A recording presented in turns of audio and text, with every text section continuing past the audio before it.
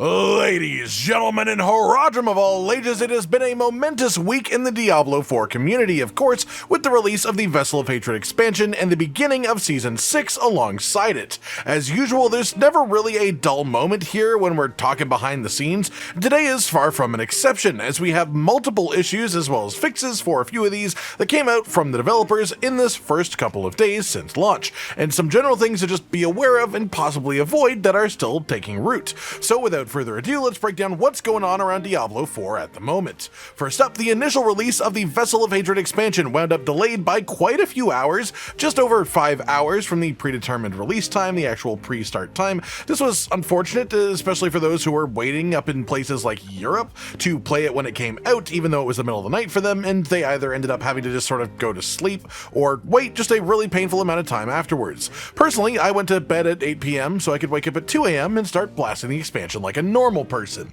In any case, the game did eventually go live, of course, and upon doing so has gone off without any major hitches. Of course, there are bugs, there are issues, but I mean there's no like bug preventing 90% of the player base from logging in when it launched. There wasn't like 3-hour queues or anything like that. That said, let's move on to now specifically things that have either been acknowledged and fixed before diving into the things that, haven't. First up, if you bought Vessel of Hatred but don't have access to Spiritborn, you should check what you actually bought. On some platforms, it seems it was possible to buy the upgrade from standard expansion to ultimate expansion without ever owning the standard expansion pre-purchase itself. And so a bunch of people accidentally did that and purchased the upgrade without buying the expansion in the first place, which resulted in them just getting literally nothing that they could actually use, being unable to access the class or the region. Aside from that, you also need to own Vessel of Hatred on the specific platform you are playing on. Some people bought the expansion on Battle.net but are playing the game on Xbox because cross-progression does exist, but at least as of this moment, you cannot actually do that with the expansion, as Spiritborn and the expansion content will only be available on the platform that you have purchased them on. This one is, I imagine, a little bit unintentional and will hopefully be fixed at some point, but it is a bit muddy.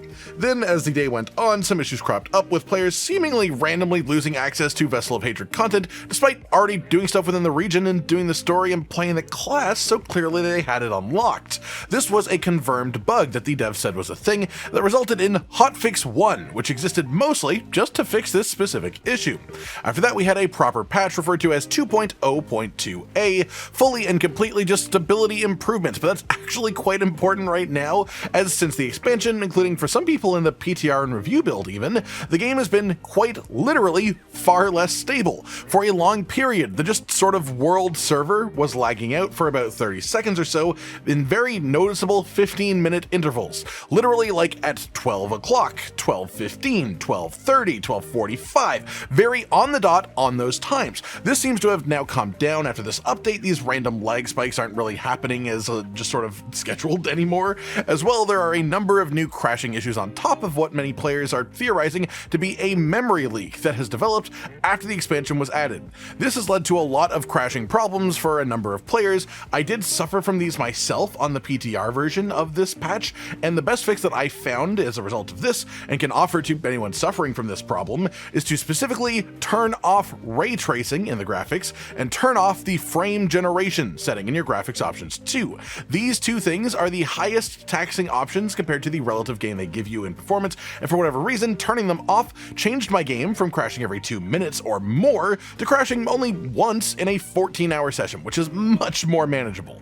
Then yesterday we had our second hotfix of the season already, this one with a few bug fixes, but also a bit of resource rebalancing, which is interesting to see this quickly, specifically making it so bosses and elite enemies have just generally much higher drop rates of both bundled herbs themselves and also angel breath specifically, as potion upgrading was really difficult for the first couple of days. This should help solve that problem, however, and make it easier to come by these resources in the future. As well, on top of this, there was an issue where whenever you changed zones, the game would just track and pin the Citadel Community Challenge weekly quest. This was minorly irritating, but not a big deal, but it has now been removed anyways. Past that, just a fix for a progression blocker and the classic various stability improvements line here. Overall, the dev team is working pretty around the clock, it seems, really trying to get what they can done when they can, and they are definitely making a dent in the issues, but there's still quite a ways to go here.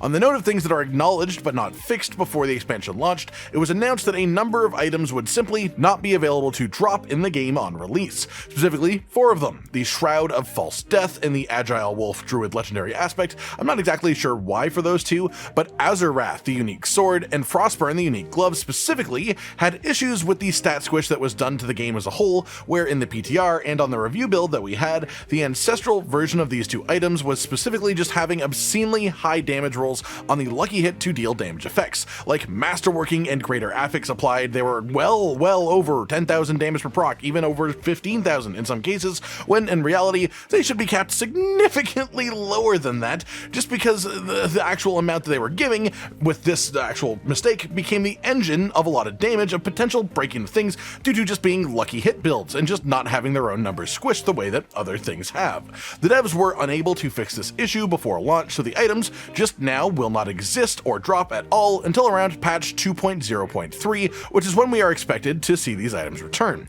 This is bad news, of course, for anyone who desperately wanted any of these items, but it's good news for people who want Fists of Fate, as this means there is currently just one less pair of gloves in the unique drop pool for gloves, especially the Beast and Ice specific drop pool, so when you farm Beast and Ice, you just have a higher chance of getting Fists of Fate. So that does actually sort of work out to be a bonus for a large number of players as well. That said, there are a few more issues worth talking about that have not been fixed or even really acknowledged actively yet. The first and most possibly damaging to a lot of players is the Varon ladder boss fight. Varon is a normal part of his fight can gain barrier when he hits with auto attacks under certain conditions. Normally this is fine, honestly, but for whatever reason, in this season and with the expansion patch applied, his barrier is insanely overtuned. It's almost like it's the one part of him they forgot to stat squish. So if he gains his barrier, he will become basically unkillable while it's active until it naturally falls off when he enters another phase by summoning his bonus elites. This has just made him a nightmare to kill for most players, and my best recommendation really is if you really do need to do Varon, if you need to get a unique from him specifically to get your build online, do it at least one difficulty tier lower than you would do something like Gregoire. He's not necessarily mechanically harder by any means, but he just gains so much effective health from this and just time being alive from the barrier that it's not worth the time or effort to kill him, especially as he's stacking Torment stacks on you, unless you can obviously still manage to blast him down in a minute or less really, hence lowering the difficulty to make this happen.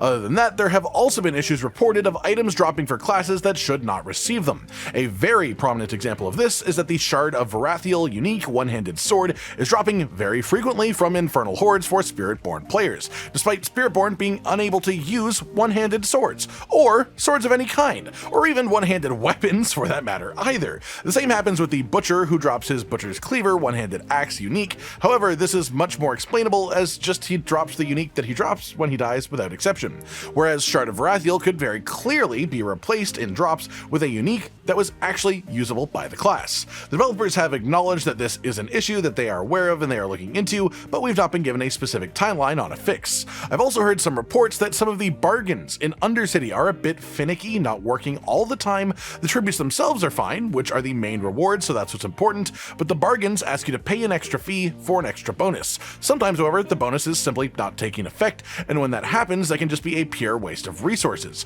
The point of this section here, without being inconsistent as it is essentially if you interact with the bargain side of this system specifically, be prepared that this is a possibility. I'm not saying don't use bargains, I'm not saying it's a waste of time or anything, I'm saying treat it as if there is a success chance rather than being a guaranteed reward, at least for now, because that's how it feels at the moment. One final thing then, to do with the guaranteed Resplendent spark sources. Each season, there are a lot of people who have killed the Echo of Lilith boss for the first time this season and not received as a Resplendent spark. There are also a lot of people who have done the same kill and have received a Resplendent spark. Word from the developers is that this is intended to give you a spark this season, so if you did this activity and did not get a spark, it is part of a known bug that is being worked on. This will be fixed in an upcoming patch, and a Resplendent spark will be given retroactively to all of the players who didn't get one, but did kill her. This just about does it for now then, everyone. There are other bugs and issues going around, but those are the main ones that have been making a splash, either by being fixed already, or just by being a big enough deal that it's worth talking about and warning you about a little bit before you do something like spend your Malignant Hearts immediately upon reaching a new Torment difficulty, only to find out that Varon's barrier does what it do. Or maybe you're looking to take advantage of Frostburn being out of the game for a bit to help you actually pick up a good Fists of Fate a bit easier. Either way, this is what's going on. Like if you liked the video, subscribe to the notification bell for more, and most importantly, ladies and gentlemen, until next time, stay sweet. Josh, Cotton, and Hollow with the videos, dropping the humor like a hammer on your tippy toes, bringing entertainment on a daily arrangement to take our insanity and turn it into entertainment. Yes, I said entertainment twice, to reiterate that it is nice to look into your faces on a mostly daily basis when you let us in your homes to make the whole world a stage. Goodbye.